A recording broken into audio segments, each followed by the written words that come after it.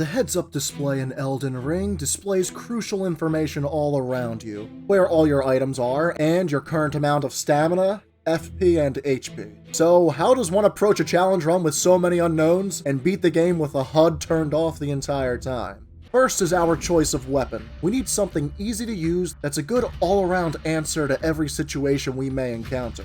Some great weapons that came to mind were the Claymore, the Zweihander, and the Dark Moon Greatsword. But I've used these weapons in runs and in videos before. So in the spirit of trying something new, I used the Cross Naginata. This weapon has one of the coolest looking movesets in the game, making it perfect for a no HUD run. Also, it has long reach and bleed buildup, but that's not enough for us. So we're going to give it a cold infusion too, giving it frost and bleed buildup.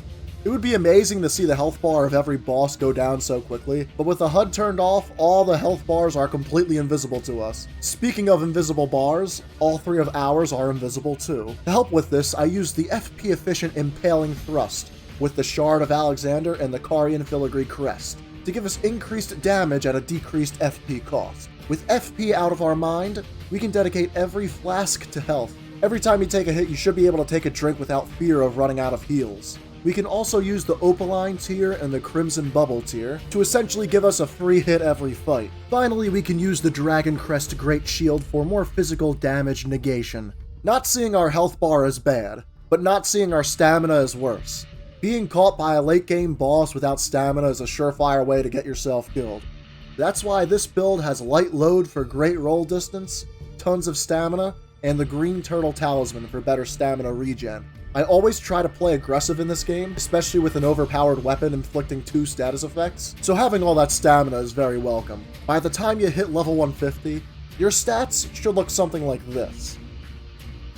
Because of the low cost of the Ash of War, feel free to use it throughout each fight for good damage and poise breaks. I didn't run out of FP once during a boss fight my entire run.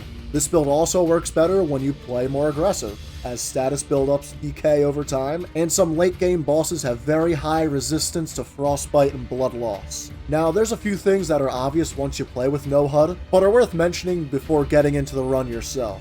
First, despite boss health bars being invisible, there's still ways to tell how much health a boss has. You can tell by the music change,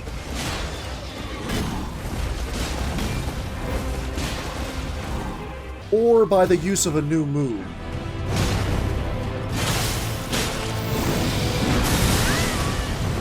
Also, when your character gets a status effect, neither the bar or the message pop up on screen, so you just have to look at the visual effect around your character. This can make some areas a bit more difficult than usual. Finally, be sure to check your runes whenever you visit a site of grace. I was carrying multiple level ups with me more than once during my run, and I didn't fix that mistake until I got to my target level. Don't be that guy who loses 1 million runes without even realizing it. With all that out of the way, much like my freshman year, this video is over.